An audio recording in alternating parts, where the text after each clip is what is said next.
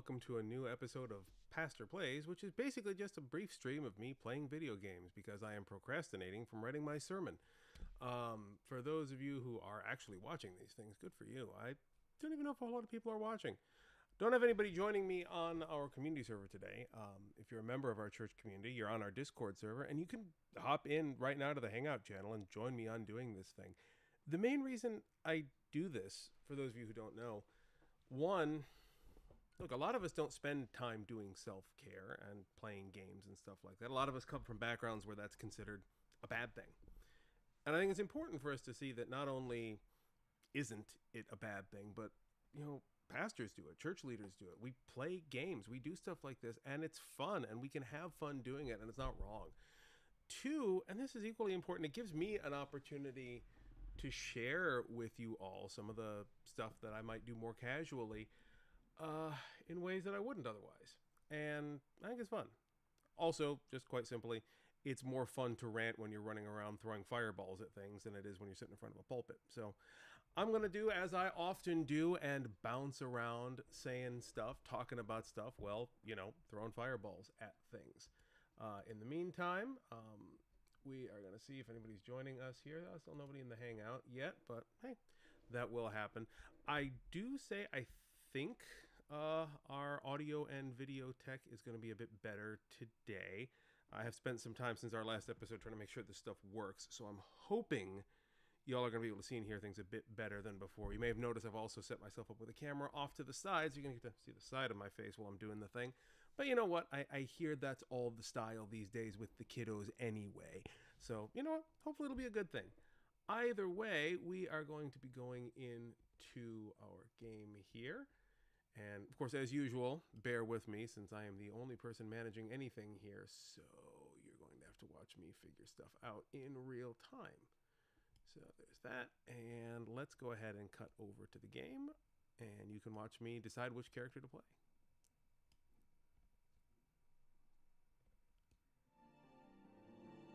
All right, so there should be game audio coming in now, which is good. I'm hoping that that's working out okay.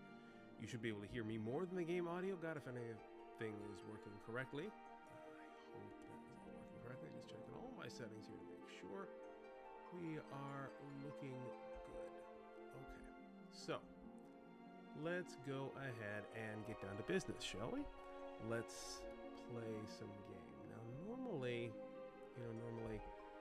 I like playing on this character, which you can see is my level 52, the one I'm working back up. He's a much higher character than this, but Square lost it, so such is life. This is the one we've been working on together, so let's go ahead and over here.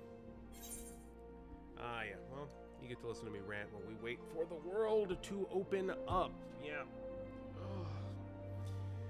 I think it's interesting, and I'm sure those of you who like to use your spare time to psychoanalyze pastors who play games on the internet have probably noticed this too. The two characters I've chosen are a healer and a black mage. It's kind of the dichotomy of being in Christian ministry, to be honest.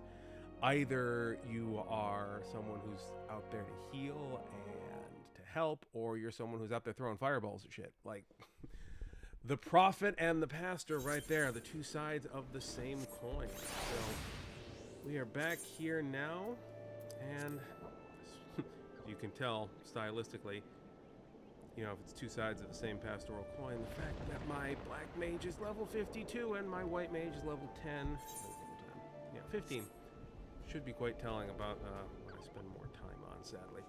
All right, so we are going to be doing this trial by win. What the hell is that? Okay, so I got to go way out to here, which is, oh, back in New York. All right. So I'm gonna go home. Start with that. Easy.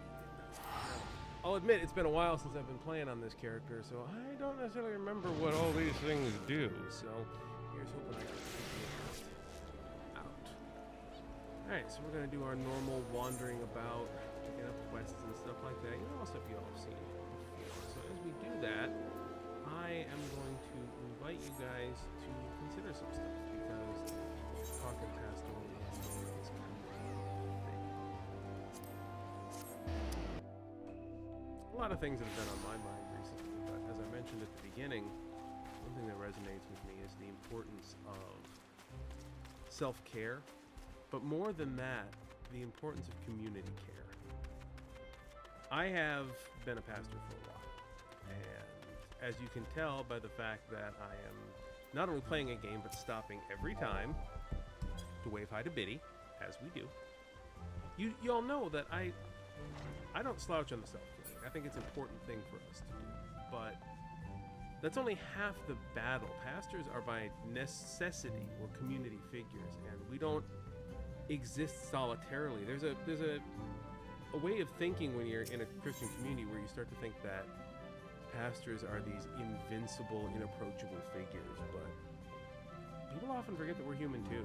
And without getting into too much detail, I have recently been witnessing a colleague of mine dealing with a congregation of theirs, which has been driving them to the point of collapse. And we do put a lot of expectations on pastors, and it's even harder these days when we're in a culture and in a situation where the fights of ministry are so important, where the things that we're doing are so vital. A good pastor is someone who's at the forefront of a lot of very important things. The fight for equal rights for LGBTQIA people, fights against racism and bigotry and anti-Semitism, fights for reproductive rights. Like, my God, we have so much stuff to do. And that's not even counting when you're in international or online ministry. You have people who are suffering from a million different heals and hurts from all over the place. There is never a second in a day where, as a pastor, as someone in ministry, you can't look at your schedule and say, I could be doing something better. I mean, I'll be honest, I feel that way a lot of the time. I'm sitting here streaming video games to you guys, and I'm not joking about the fact that I am procrastinating from doing my sermon as I do this. Should I be? No, like I should be doing my sermon, but this is important too. This kind of stuff is important. The community stuff, the walking together, the playing games, the teleporting around to find the freaking next quest objective. All of these things, they're the shared life experience that we tend to forget when we're so busy doing the work. Now, obviously, I'm putting this in the context of pastoring because, well, I am and that's what I do, but this tends to be true for all of us when we're doing Christian ministry, when we're trying to be, for lack of a better term, good Christians. We always think we should do more. We could do more.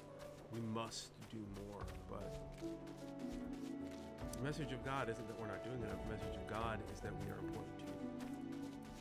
And when we lose sight of that, we don't just hurt ourselves, we hurt the people around us. Putting that in the context of Christian communities, so many times have I seen communities that take a what have you done for me lately approach to all of their ministry leaders, including pastors. You tend to think, oh, okay, well, this is your job, this is what you're going to work for, what you're going to fight for. Yeah, that's true, but hang on. We got somebody actually in the chat, so I don't necessarily have to rant. Hello, Fabian, I see you there. Hello, I don't know if you can hear me. We are actually on the live stream right now, so FYI, to be fair and all that. What's that? Yeah. Oh no, you can see it there, like, but if you're in here, then you're actually appearing, or at least I hope being heard on the live stream. I'm changing the video or audio settings. Yeah, I'm actually streaming with anybody who wants to join me here.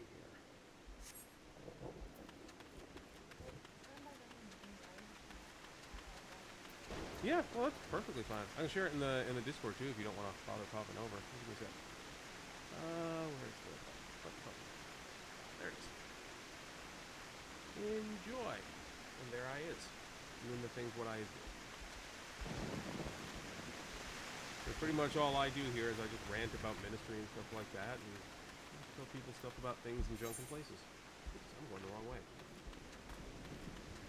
So if you want to chat, I am here.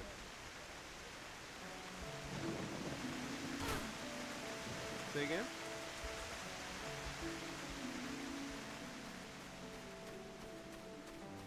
I didn't quite hear you there. Say something?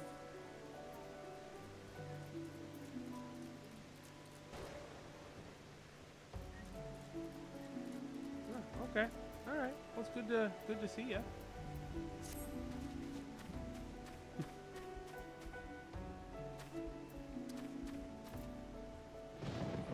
So this stream save data here pop out,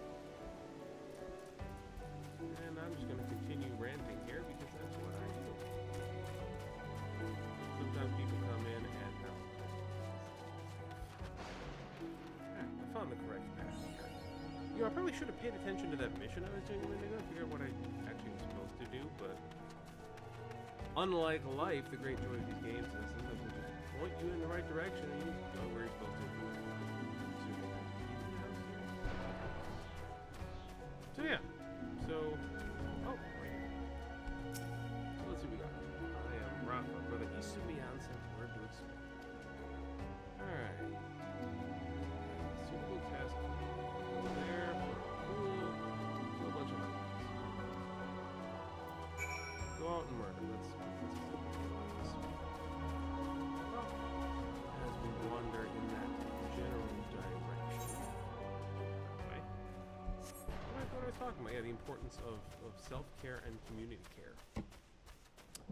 Yeah, these things are important. The colleague I was mentioning is just being brutalized by their congregation, who is so stuck on the idea that the pastor must be and do that whenever a pastor doesn't accomplish something, which, and I'll be honest, we don't always accomplish something. This community I've seen just fails at rage every time their preferences. And so you wind up with a relationship built on, for lack of a better term, hatred. Either you do what I want or I'm angry with you. And this kind of transactional relationship is very common in a lot of places. It's very easy for that to become something we do in ministry and in our church communities and things of that nature. And yeah, we should not do that. We should not ever do that. Not to anyone. In recent years, I have seen that kind of rage vented on myself. Fortunately, not in this community. Thank God, not in this community. But in other communities I've been a part of, I have seen that rage vented so many times. I have seen so many people in other communities hurt and destroyed by communities whose whole purpose was supposed to live and love and work together. So, let's kill somebody else. That's what we do. Let's go.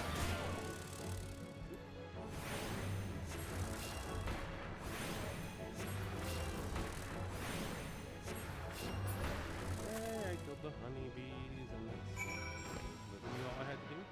Oh, these other level quests are really easy. Anyway, so yeah, as you can probably tell, I'm working through my own stuff right now. Deal with what's happening around in the world, but yeah, we do. There are people who do things, experience things. Yes, he's a pastor. Yes, he's a minister.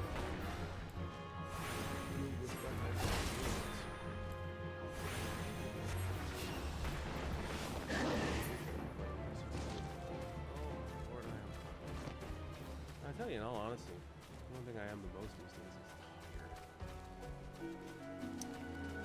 Pretty exhausted.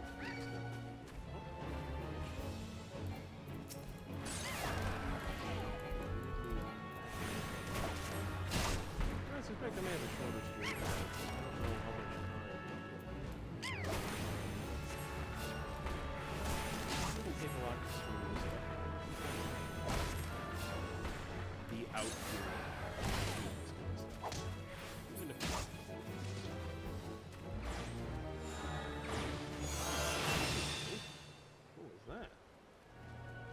Hunting log difficulty. Bother. Oh. You live and learn all the time, I guess. Alright, well, go back and turn this one. In the meantime, talk about stuff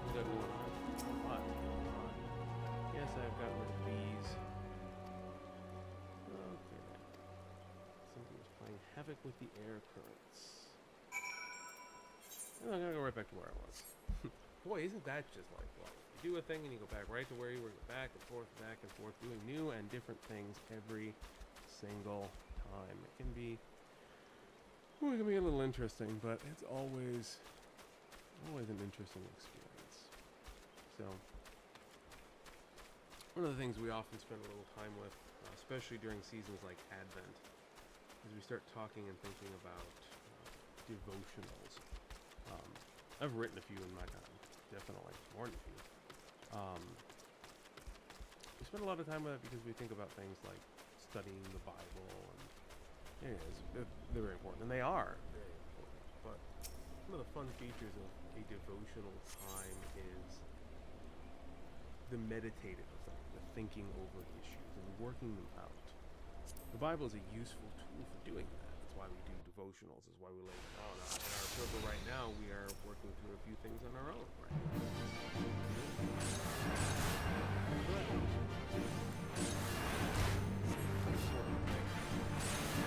I'm sitting here monologuing about stuff.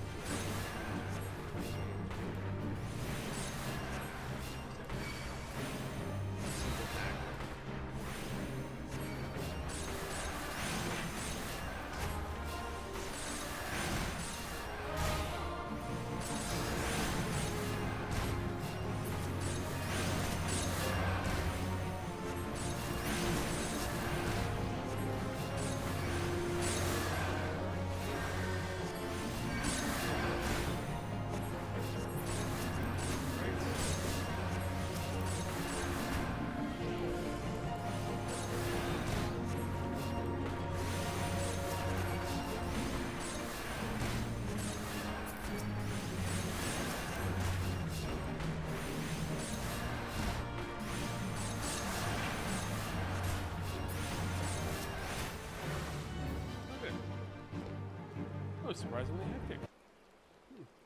Good to know. But it's been dealt with. We'll return to what's his face. Yay! I'm gonna walk back. Anyway, as I do, continuing to meditate on these issues. I'm sitting here meditating on things that have been sitting on my heart, but I hope they're things that are sitting on your hearts too. This week I'm getting ready to preach remotely for a church in New Jersey, one that y'all may be familiar with. I preach there from time to time. And I'm looking at an interplay between the book of Isaiah and Mary's song, particularly the Magnificat. It's led me to be thinking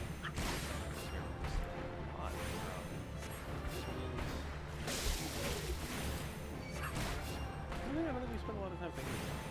We imagine in church life and our own life consistency. Like we imagine things as stable as possible. I have kids. A lot of what we talk about, my wife and I, as we make plans for the future, is how do we keep things stable, secure, unaffected for them. The truth is, stability, security, things like that, they're not necessarily part of the Christian journey.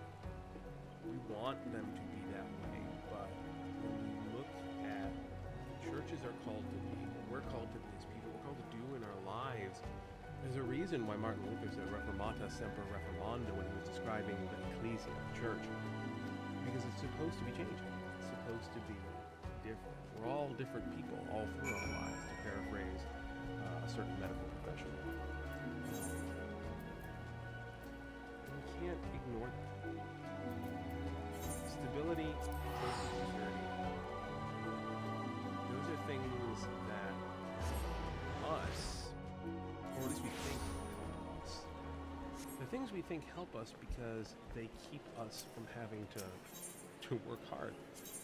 An obsession with stability and security is almost a kind of emotional laziness. Wanting to make that a priority, to keep things erect, keep things even keel. It's because we don't want to be affected by change. Because change, we might not be able to predict what's going to happen. We might not be ready for it. We might experience the loss of things that we like or prefer. Now, all those things are a part of life. The inconsistency, the irrationality, the randomness. Learning how to make your way through life in a Christian sense is not about imposing order on your universe. It's not about making things work consistently and accessibly, constantly the same. Christian life is much more about learning to play life like one might play jazz, learning to read the changes and flow with them, and you're going to hit a key change from now and then being able to roll with that and go along the key change and come up with something new and interesting and beautiful. Every note more beautiful and different from the last. We're not repeating the same song every time. We ain't Bach, we ain't Beethoven. Our lives are not meant to be symphonies. Our lives are meant to be ongoing, collaborative jazz between us and the Almighty and every person around us. And when we try to make safety and security our thing, what we wind up doing is teaching ourselves to play rote when we should be teaching ourselves to improvise. Our changes are, to use a musical term, our chord progressions that we're following are love and compassion, the hardcore foundations that God has laid out for us through the scripture. To be compassionate, to be loving, and to be open. These things change constantly. What it means to be loving in the world today is very different from what it was in the world where I grew up. In the world where I grew up, compassion and loving was as simple as sitting down to a meal with somebody, saying kind words, making sure that you weren't racist or bigoted or an actual Nazi. Today, kindness in the larger world is often an aggressive thing. Kindness is something that often means acting in willing and active defense of people who desperately need to be defended. It means speaking a truth even when it is uncomfortable. It means recognizing power and privilege, and even the ones that you have, and surrendering them. Kindness and compassion is a more exhausting endeavor now than it ever was, but it's necessary. You know, keeping the jazz metaphor going, there are some hard licks to be played at this point in the song for all of us. I have never hid the fact that what I am doing now is way more exhausting than anything I've done before. I don't have gloves. And the boots.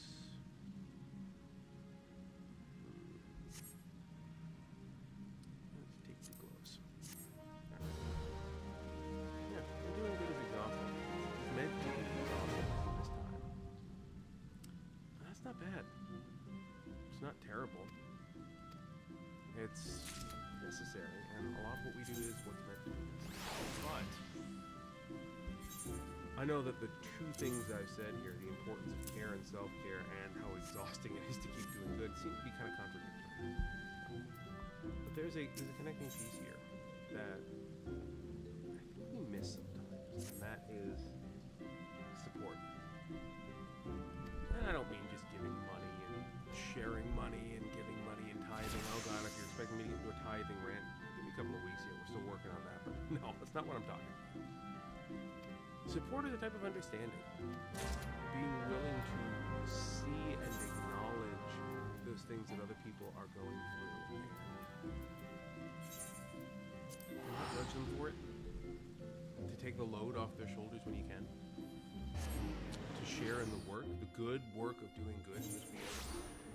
All of these things are important because, as I mentioned earlier, we tend to think that the job of those in ministry is to do the good work alone, to get out there, start hacking away so that, you know, the average person in the pew is unhappy.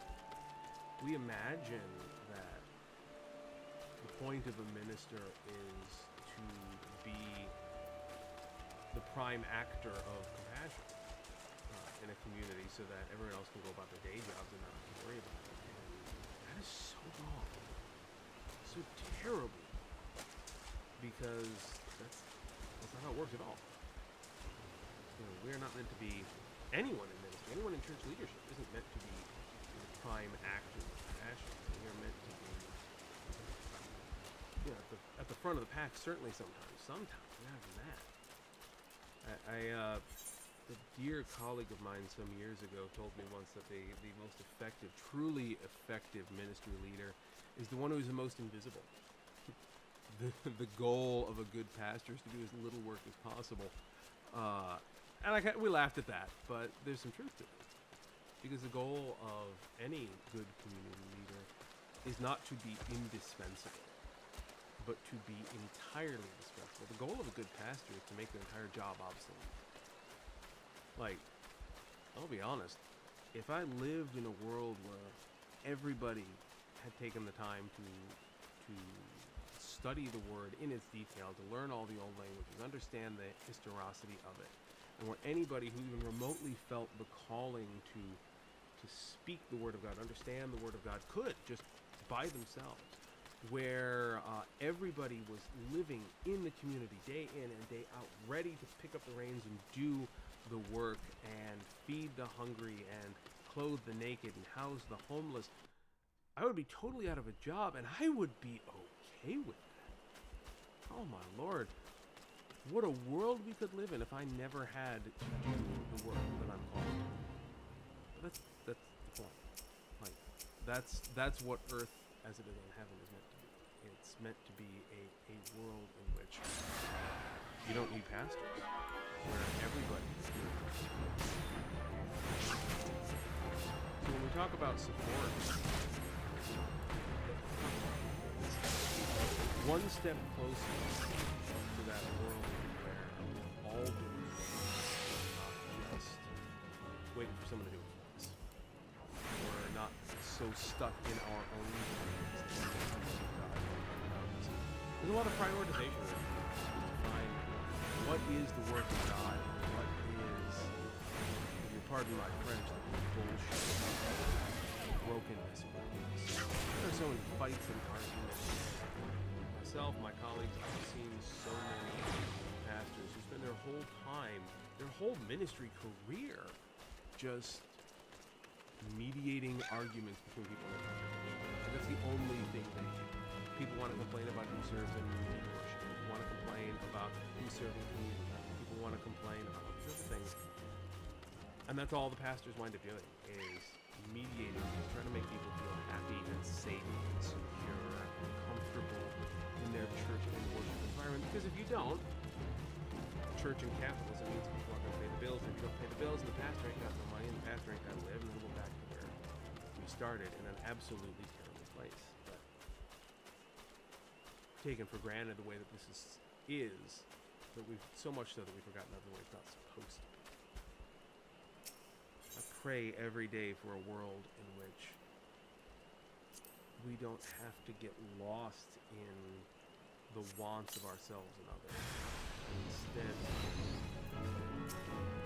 we're focused on doing the work of God. I am so blessed to have a community that generally all you that are a part of our church community, you guys ask me, oh my Lord, but that is a rarity. I talk to colleagues of mine elsewhere in ministry, here in larger local communities. It's amazing to be able to do it's sad.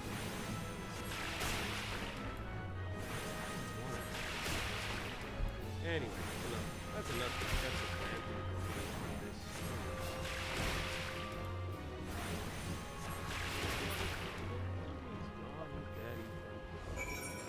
I'm going to go on and put the safety right over here so that I can get a lot closer next time I need to.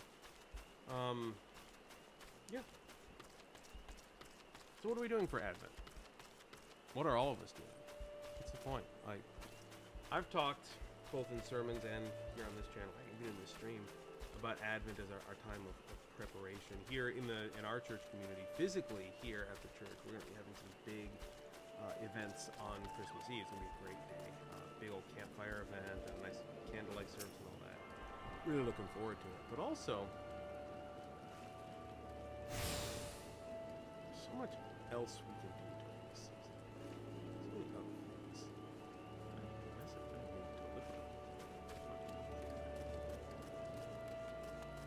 This time, I'm going to ask, what are we doing to prepare prepare in our hearts.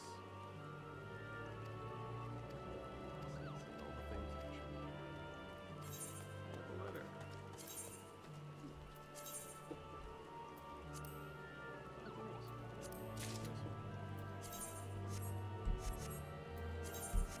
Okay, so yeah, we talk about all that sort of stuff, you know.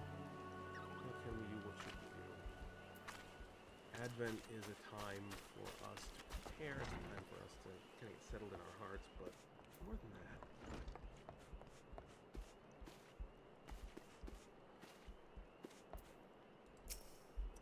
let's spend some time this month really thinking about what we can do. Our church community here, we're so scattered. We're so far around the world, so many of us. It can be easy to think, well, what can I do? What might I do? What is possible to be done? The answer sometimes may feel like nothing. And you know what? Sometimes it is. One of the things we often do is we look at big problems and we ask ourselves, what can we do? You look at the wars that are happening. We look at the nature of civil rights and inclusivity in the United States. You look at major social issues and the desperate need for social change, and you think, what can I do? And the answer all too often is absolutely nothing. And our disconnected community that's connected in this way but not in the usual ways, together, what can we do? Sometimes not so much, not at least in the ways we're expecting. But that's not a bad thing. Because there are other things we can do, other things we can serve, particularly when we stop looking at the big things. This is a failing that I struggle into a lot, where I look at a giant issue and I am dwarfed by the magnitude of the problems that have to be fixed. Well, guess what? We're not called to fix all the problems. We're not caused to make everything better. We're not called to be the savior of the world, my friends. We are called to be compassionate to each other. It is amazing what can be accomplished by being in community and sharing kindness and love with each other. Just a little. Start there. You know, if I could encourage you all to do any one thing for Advent, any one thing this season, any one thing as we go into the new year, what would be that? Don't become overwhelmed by the magnitude of what needs to be done. Don't allow yourself to be defeated by the full and exhausting weight of the work that needs to be done. And don't add to that work by looking at all the extra things you could possibly consider doing, or that you might do, or that others are telling you you should do, or that others are doing that you aren't. Look at what you have. Look at who you're with. Look at the people that are walking beside you on the journey and ask yourself, how can I share the love where I'm at? How can I be kind to the people around me? How can I show the face of God to the people who are nearest to me? Start there. If we can start there, all of the other problems will begin to solve themselves. And we will become able to handle these other problems as we go on. But if we don't start there with kindness and love and compassion for others, we're not going to get anywhere. We're not going to accomplish anything. It's just wasted effort. So yeah, as I jump off a building and such, as one does, I think I'm going to stop here today because I've said a bit. I spent a little bit of time. But I probably should stop procrastinating and go do that sermon that we have been talking about. Oh, that's a very weird thing that happened to the screen when I quit the game before paging over. Okay, yeah. So, calling it for today. Short stream, bit of a ranty one, but also gameplay was fun. Yeah. Spend some time being kind and caring to the people around you. There are big changes coming up for our community in the next several months, particularly into the new year. And I'm hoping you'll join us for them. Things are going to get big. Things are going to get fun. And things are, I hope, going to get good. even better than they are. And that's saying a lot because we've got a wonderful community here. Good people that are learning and growing together. And I can't wait to see what is in store for us. This may well be the last opportunity I have to do one of these pastor plays this this year yet. Advent season, as you know, is very busy for those in ministry, and I am going to be focusing on getting ourselves ready for Christmas and Christmas Eve, which is why I wanted to take a little bit of time before getting into the nitty-gritty of it to relax with you guys a little bit. And yeah, I know the pastor relaxes by ranting about, you know, theology and community living and stuff while shooting fireballs and stuff is a kind of a weird mood, but hey, it me.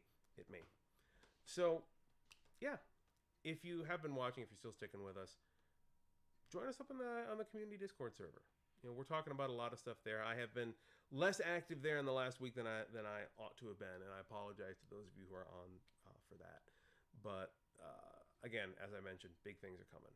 So for all of you out there, I hope this was something useful for you. It's always good for me to spend a little time just kind of monologuing into the middle distance here like this, but you know, sometimes that helps. It's good for me, but I also hope that, you know, you feel in this time and in this place that you've shared some time with a friend, because I think of you all as my friends, and I think of you all as people I care very deeply about.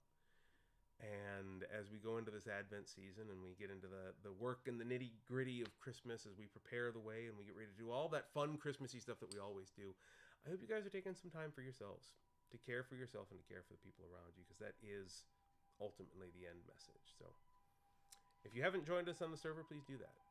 Otherwise, I'm praying for you this week, and I hope you all take care, and we'll see you out there, to paraphrase an old character for you.